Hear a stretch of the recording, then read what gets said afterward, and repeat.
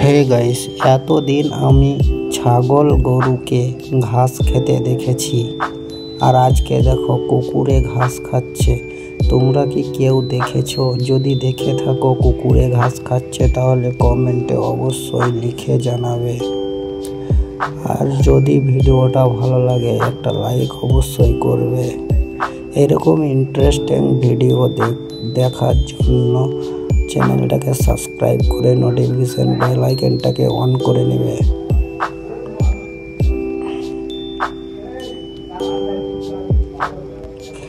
দেখো গাইস ভালো করে কিভাবে ঘাস খাচ্ছে কুকুরে।